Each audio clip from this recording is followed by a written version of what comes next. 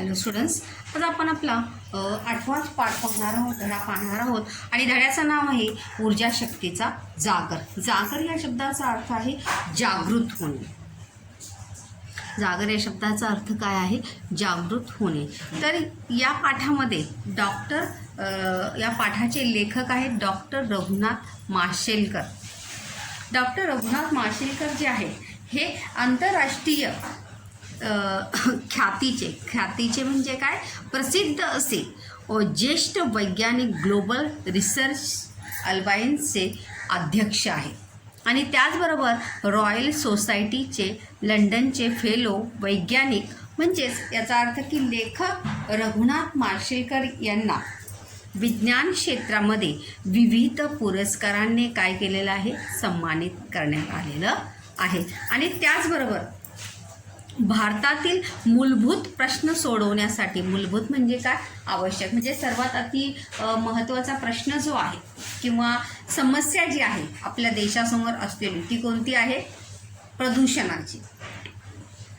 बौद्धिक क्षमतेच्या आधारे ज्ञानाचे अर्थपूर्ण नियोजन करणारे डॉक्टर रघुनाथ माशेलकर आघाडीचे भारतीय शास्त्रज्ञ आहे. मतलब अपने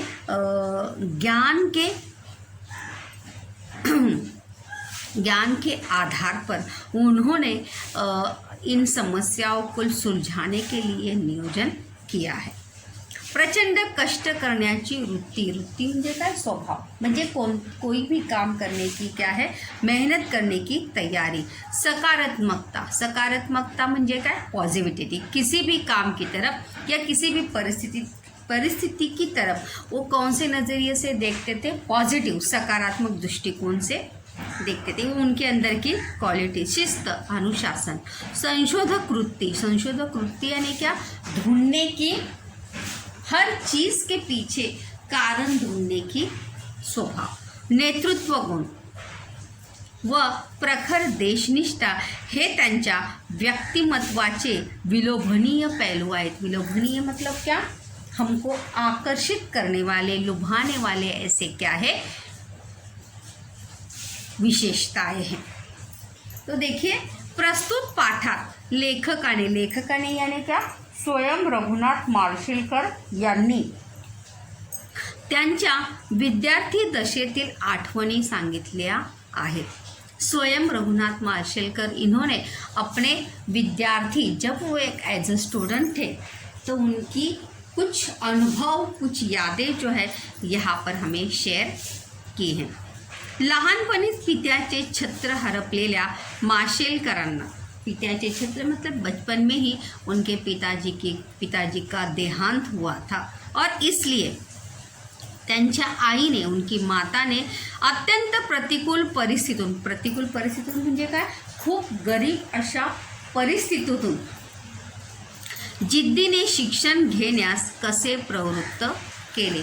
भले उनकी परिस्थिति नहीं थी लेकिन फिर भी उनकी माँ की जिद क्या थी कि मेरा बेटा पढ़ लिख जाए, जीवन में कुछ करके दिखाए, जीवन में आगे बढ़े. ये उनकी माँ की क्या थी, जिद थी, या ये उनके माँ का क्या था, सपना था. और उसी सपने को डॉक्टर रघुनाथ माशेलकर ने सच करके दिखाया था. तो इसी बात का वर्णन जो है रघुनाथ माशेलकर इन्होंने इस पाठ में किया है कि किस प्रकार से उनके अंदर की ऊर्जा शक्ति मतलब क्या, हर विद्यार्थी के अंदर कोई ना कोई ऊर्जा यानी क्या, कोई ना कोई क्वालिटी जो है वो छिपी होती है. उस क्वालिटी को हमें खुद पहचानना है और उसे बाहर लाना है. तो यहाँ पर लेखक रघुनाथ माशेलकर के भी जीवन में कुछ शिक्षक आए जिन्होंने उनके अंदर की ऊर्जा शक्ति को पहचान कर उसे जागरूक किया और आगे जाकर वही रघुनाथ माशेलकर भारत के बहुत ही जाने माने ऐसे क्या बने, वैज्ञानिक बने. तर चला तर पाहूया डॉक्टर रघुनाथ माशेलकर यांच्या जीवनातील किंवा शालेय जीवनातील अनुभव. तर बघा, शाळा आणि शिक्षक असा विषय निघाला की मला माझी मुंबईतील शाळा आणि शालेय जीवनातील शिक्षकांची आठवण येते. कोणाची आठवण येते बघा, शाळा आणि शिक्षक, प्रश्न पण आहे, शाळा आणि शिक्षक असा विषय निघाला की लेखकाला कोणाची आठवण येते? मुंबईतील शाळा आणि शालेय जीवनातील शिक्षकांची आठवण. हे 2 उत्तरे. मुंबईतील शाळा आणि शालेय जीवनातील शिक्षकांची आठवण येते. गिरगावातील, गिरगाव म्हणजे मुंबईचं गिरगाव, गिरगाव चौपाटीवाला गिरगाव, गिरगाव युनियन हायस्कूल आणि माझ्या शाळकरी वयात आपुलकीनं संस्कार करणारे Bhave sir, Joshi sir, Shirke sir या साऱ्यांचे माझ्यावर फार मोठे ऋण आहे. लेखकावर कोणत्या शिक्षकांचे ऋण आहेत किंवा लेखकावर कोणत्या सरांनी संस्कार केले? आपुलकीनं संस्कार करणारे सर. तर ही 3 नावं आहेत बघा, भावे सर, जोशी सर आणि शिर्के सर. या साऱ्यांचे माझ्यावर फार मोठे ऋण आहे. ऋण म्हणजे काय? कर्ज. ऋण या शब्दाचा काय आहे अर्थ? कर्ज. पण ह्या पे काय आहे? उपकार आहे. वाक्यप्रचार आहे. ऋण आहे म्हणजे काय? उपकार आहे. पण त्याच वेळी हेही सांगितलं पाहिजे की या शाळेशी आणि या संस्कार देणाऱ्या शिक्षकांची माझा जो संपर्क आला तो जिच्यामुळे आला ती माझी परमप्रिय आई आणि माझे मामा यांची ऋण मी कसे व्यक्त करणार? बघा प्रश्न पण आहे की कोणामुळे संपर्क आला शाळेचा? परमप्रिय आई. म्हणजे अगर लेखक की माँ अगर लेखक को पढ़ाती नहीं या पढ़ाने की जिद नहीं रखती तो लेखक स्कूल जा सकते थे क्या? नहीं. तो इसीलिए लेखक यहाँ पर कहते हैं कि जिच्यामुळे मतलब जिसकी वजह से मुझे स्कूल जाने का मौका मिला, ऐसे गुरुजनों से संस्कार मिलने का अवसर मिला, वो मेरी क्या है? प्यारी माँ और मेरे मामा, माझे मामा. कोणाचे ऋण व्यक्त करू शकणार नाही? परमप्रिय आई आणि मामा या दोघांचेही ऋण जे आहे ते लेखक व्यक्त करू शकणार नाही. प्रश्नार्थी वाक्य आहे.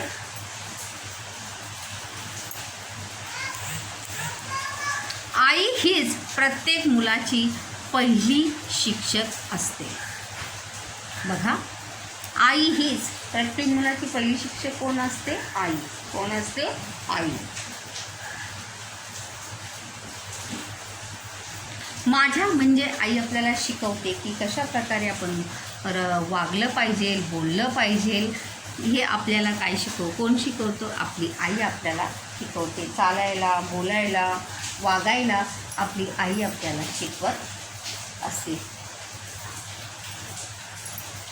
माझ्या बाबतीत तर आई ही माझी केवळ शिक्षक नव्हती तर माझे सर्वस्व होती. लेखक यहाँ पर कहते हैं कि मेरे बारे में किंवा माझ्यासाठी मेरे लिए मेरी माँ सिर्फ मेरी शिक्षक नहीं थी तर क्या थी? मेरे लिए सब कुछ थी. सर्वस्व म्हणजे काय? सर्व काही.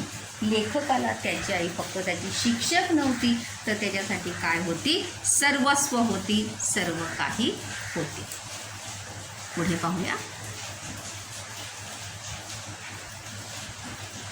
आमचे मूळ गाव दक्षिण गोव्यातील माशेल. प्रश्न पण आहे, लेखकाचे मूळ गाव कोणते? तर बघा, लेखकाचे मूळ गाव काय आहे? दक्षिण गोव्यातील माशेल. त्यांचं आडनाव काय आहे? माशेलकर. तो उनके गांव का नाम है माशेल, इसलिए उनका नाम क्या पड़ा होगा? माशेलकर. माझे बालपण तिथेच गेले. बालपण याने क्या? बचपन. लेखकाचे बालपण कुठे गेले? माशेलमध्ये. कुठे गेले? माशेलमध्ये. माझे मामाही याच गावात. लेखक के मामा भी इसी गाव में. तिथल्या एका मैदानावर खेळल्याच्या आणि पिंपळकट्ट्यावर बसून निवांतपणा अनुभवल्याच्या पुसटशा आठवणी माझ्या मनात अधूनमधून वाऱ्याच्या लहरीसारख्या येत असतात. वाऱ्याच्या लहरीसारख्या येणाऱ्या आठवणी कोणत्या? तर कोणत्या आठवणी आहेत त्या? मैदानावर खेळल्याच्या. कोणत्या आठवणी आहेत त्या? मैदानावर खेळल्याच्या आणि पिंपळकट्ट्यावर बसून निवांतपणा म्हणजे काय? आरामात. निवांत या शब्दाचा समानार्थी शब्द काय आहे? आरामात. निवांतपणा अनुभवल्याच्या पुसटशा धुसर अधूनमधून वाऱ्याच्या लहरीसारख्या येत असतात. जिस प्रकार से हवा की लहर आती है उसी प्रकार से वो यादें मेरे मन में आती है. माझ्या वयाच्या 6व्या वर्षी माझे वडील वारले. लेखक कितने साल के थे? 6 साल के. कितने साल के थे लेखक? 6 साल के. प्रश्न पण आहे, लेखकाचे वडील कधी वारले? लेखक 6 वर्षाचे असताना. कितने साल के थे लेखक? 6 साल के थे. आणि आम्हाला उदरनिर्वाहासाठी मतलब क्या? पोटा पाण्यासाठी, पालन पोषण करण्यासाठी आमचे माशेल हे गाव सोडावे लागले. कारण पण आहे, माशेल हे गाव सोडले कशासाठी? उदरनिर्वाहासाठी. कशासाठी सोडले? उदरनिर्वाहासाठी. मी आणि माझी आई मुंबईत येऊन पोहोचले. लेखक और लेखक की माँ जो है कहाँ आए? मुंबई आए. कहाँ आए? मुंबई आए. गीर गावातल्या खेतवाडीतील देशमुख गल्लीमध्ये मालती निवासातील पहिल्या माळ्यावर छोट्याशा खोल्यांमध्ये आम्ही मायलेत राहत होतो. लेखक मुंबईला आल्यावर कोणत्या ठिकाणी आले? गिरगावामध्ये. गिरगावात. कुठे आले? गिरगावात. गिरगावामध्ये खेतवाडीमध्ये. आणि कुठे राहत होते? देशमुख गल्लीमध्ये मालती निवास. काय नाव होतं त्यांच्या चाळीचं? मालती निवास. मालती निवास ये क्या है? चौल का नाम है. वहाँ पर पहले माले पर एक छोटे से कमरे में माँ और बेटा वहाँ पर रहते थे. आर्थिक परिस्थिती पूर्णपणे खालावलेली म्हणजे खूप गरिबीची. मतलब 2 वक्त की रोटी भी नसीब नहीं थी. दारिद्र्याशी संघर्ष करणारी माझी अल्पशिक्षित आई आणि शिक्षणासाठी असूसलेला.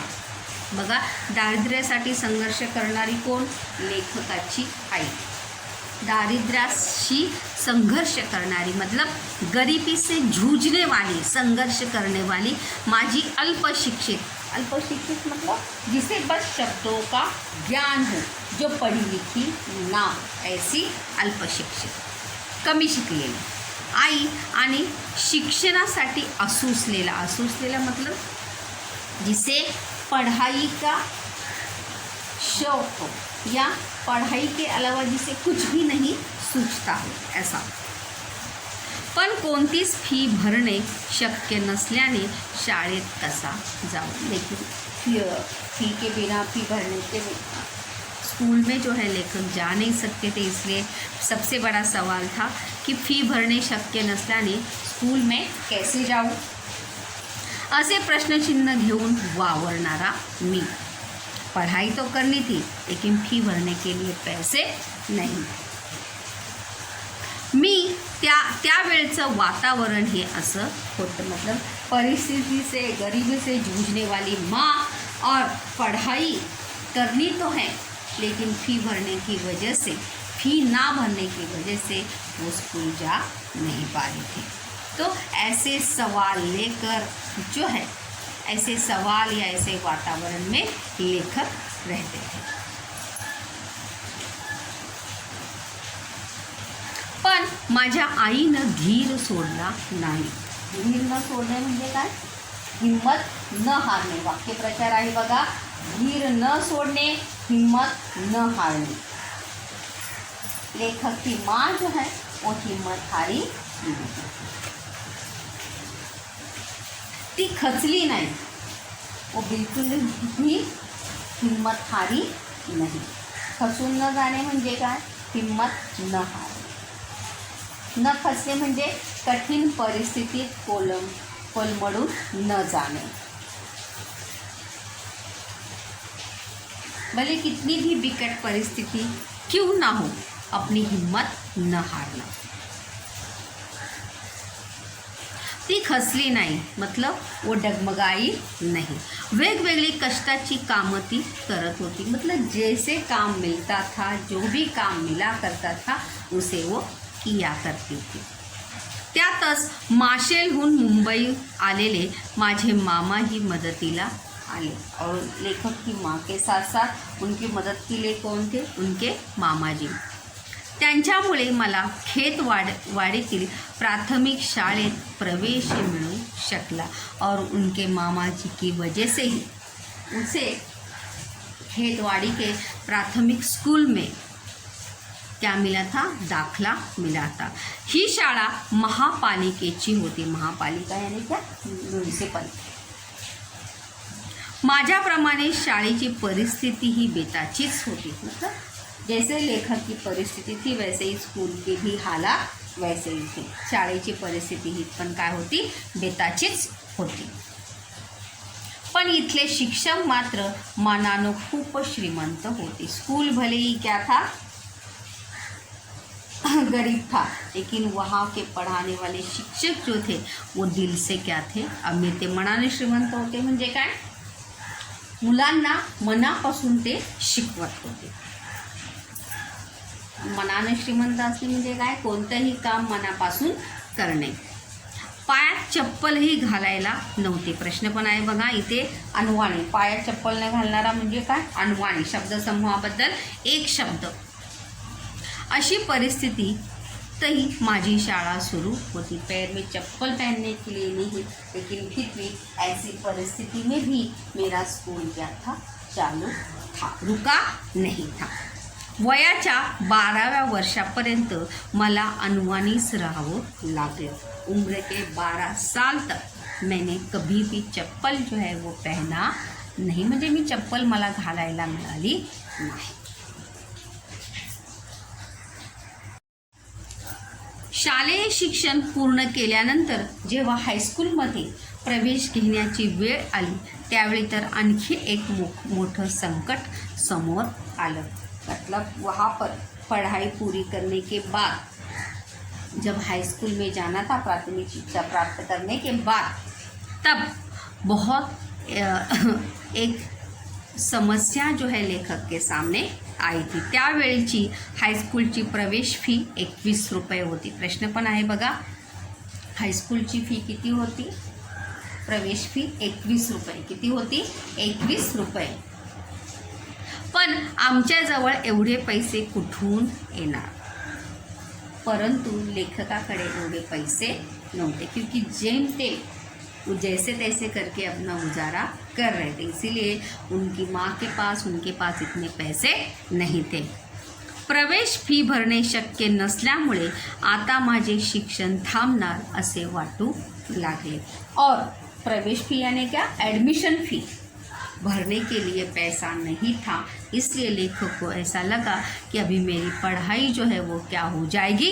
रुक जाएगी. आता मी शाळेत जाऊ शकणार नाही. अर्धविराम आलेला आहे बघा. पण माझ्या आईने धीर सोडना नहीं. लेकिन लेखक की माँ, यहाँ पर अगर हम देखेंगे तो लेखक की माँ ने हमेशा अपने अंदर की ऊर्जा शक्ति को जागृत रखा है और लेखक की ऊर्जा शक्ति को भी जागृत किया है. लेखक की माँ ने जो है हिम्मत हारी नहीं. वाक्य प्रचार है. धीर न सोडणे, हिम्मत न हारणे. आजूबाजूच्या बिऱ्हाडातील काही कामे करून तिने पैसे जमवण्यास सुरुवात केली. बिऱ्हाड म्हणजे काय? कुटुंब. अगर पहले के ज़माने में अगर हम देखेंगे तो एक ही चाल में, एक चाल के कमरे में जो है बहुत सारे परिवार जो है वो वहाँ पर एकत्रित इकट्ठा रहते थे. उसे कहा जाता है बिऱ्हाड. बिऱ्हाड म्हणजे काय? कुटुंब.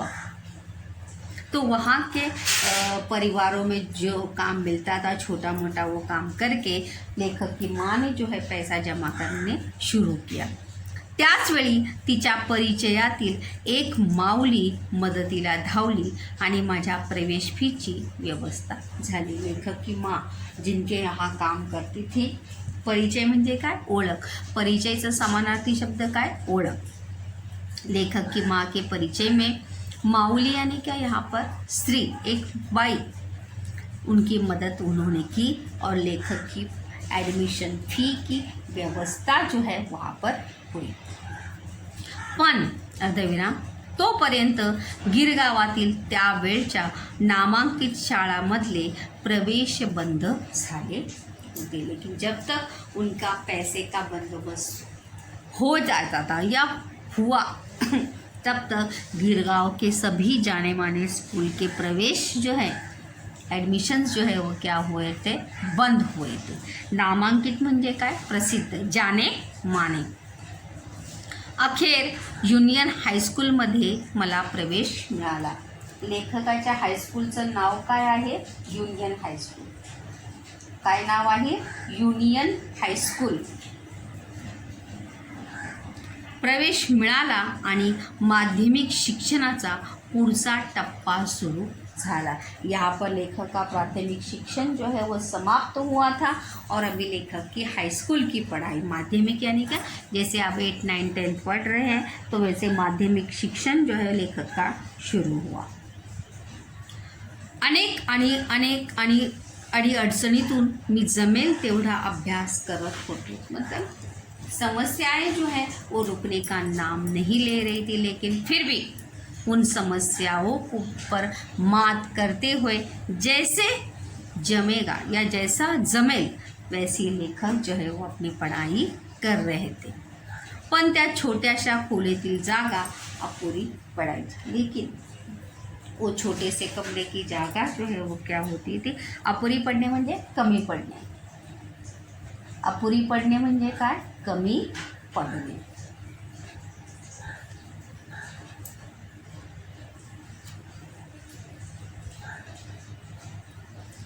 लेखकाची माध्यमिक शाळा कोण, युनियन हायस्कूल. लेखकांना घडवणारे शिक्षक कोण, भावे सर, जोशी सर आणि शिर्के सर. लेखकाचे जन्मगाव कोणते, माशेल, दक्षिण गोव्यातील माशेल. ऋण व्यक्त करण्यात येणाऱ्या व्यक्ती कोण, लेखकाची आई आणि लेखकाचे मामा. आणि मुंबईतील घराचे नाव काय, मालती निवास.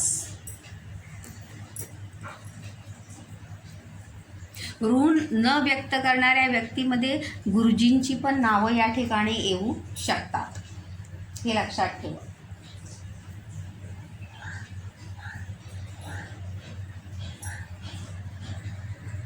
लेखक त्यांच्या आईबरोबर गिरगावातील मालती निवास या छोट्याशा घरामध्ये राहत होते. तो इसलिए वहाँ पर पढ़ाई के लिए अच्छा वातावरण उनको मिल नहीं रहा था और साथ साथ पढ़ाई को भी अच्छा वातावरण नहीं था. मात्र त्याही वातावरणात मी जिद्दीने अभ्यास करत राहिलो. लेकिन फिर भी वही वातावरण में या उसी वातावरण में लेखक जो है जिद्दीने म्हणजे काय, जिद में आकर हिम्मत न हारते हुए लेखक ने अपनी पढ़ाई जो है वहाँ पर जारी रखी थी. ते हारले नव्हते आणि परीक्षेत चांगलं यश मिळत गेलं. और सिर्फ पढ़ाई नहीं कर रहे थे, उन्हें परीक्षा में अच्छे नंबर भी आ रहे थे, सफलता भी उन्हें मिल रही थी. या युनियन हायस्कूलमधले शिक्षक त्यांची सेवाभावी वृत्ती विद्यार्थ्यांना शिकवताना त्यामधले त्यांचे स्वतःला झोकून देणे हा सुद्धा काय आहे, वाक्य प्रचार आहे. काय आहे, वाक्य प्रचार. स्वतःला झोकून देणे म्हणजे समरस होणे, किसी कार्य के प्रति क्या होना, समरस होना, सब कुछ भूल कर उसमें खो जाना. युनियन हायस्कूलमधल्या शिक्षकांचं गुण काय होता, सेवाभावी वृत्ती. म्हणजे सेवाभावी वृत्ती म्हणजे काम करण्याची, आपलं काम मनापासून करण्याची वृत्ती. आणि विद्यार्थ्यांना शिकवणारा त्यामध्ये त्यांचे स्वतःला झोकून देणे, निरपेक्ष या शब्दाचा अर्थ काय, निस्वार्थ, बिना स्वार्थ के, निरपेक्ष भावनेने केलेले मार्गदर्शन. और कोई भी स्वार्थ न रखते हुए निरपेक्ष भाव से किया हुआ मार्गदर्शन. यामुळे माझ्या केवळ शालेय अभ्यासाचाच पाया पक्का झाला असं नाही. पाया पक्का होणे म्हणजे काय, मूळ ज्ञान भक्कम होणे. वाक्यप्रचार आहे, पाया पक्का होणे म्हणजे काय, मूळ ज्ञान भक्कम होणे, बेस मजबूत होना, मतलब सिर्फ पाया पक्का झाला असं नाही तर आयुष्याचाच पाया पक्का झाला, मतलब जीवन का भी बेस जो है वो क्या हो गया, मजबूत हो गया। मतलब हर परिस्थिति से जूझने की ताकत जो है मुझे इसी स्कूल से मिली। परिस्थिति पर मात करने की प्रेरणा, परिस्थिति से जूझने की ताकद, हिम्मत जो है मुझे इसी स्कूल से मिली। शिक्षणाबद्दल एक आंतरिक ओढ वाटू लागली। आंतरिक ओढ वाटणे हा सुद्धा काय आहे, वाक्य प्रचार आहे। आंतरिक ओढ वाटणे म्हणजे मनापासून इच्छा उत्पन्न होणे। काय अर्थ आहे, मनापासून इच्छा उत्पन्न होना। किसी भी लेखक को भी पढ़ाई के प्रति मन से उन्हें क्या लगने लगा था, प्रेम जो है उसमें लगने लगा था। दिल से उन्हें, मन से ऐसा लगता था कि हो मला काय करायचं आहे, शिकायचं आहे, मुझे इस परिस्थिति पर मात करते हुए मुझे जीवन में आगे बढ़ना है। सोमत के प्रश्न देखिए यहाँ पर, जहाँ तक हमने पढ़ा है, माझ्या जीवनातील म्हणजे तुमच्या जीवनातील शिक्षकाचे स्थान या विषयावर तुमचे विचार लिहा। तुमच्या जीवनातील शिक्षकांचे स्थान या विषयावर तुमचे विचार लिहा। त्यानंतर आई हीच प्रत्येक मुलाची पहिली शिक्षक असते हे विधान सोदाहरण स्पष्ट करा। आई हीच प्रत्येक मुलाची पहिली शिक्षक असते हे विधान सोदाहरण स्पष्ट करा। त्यानंतर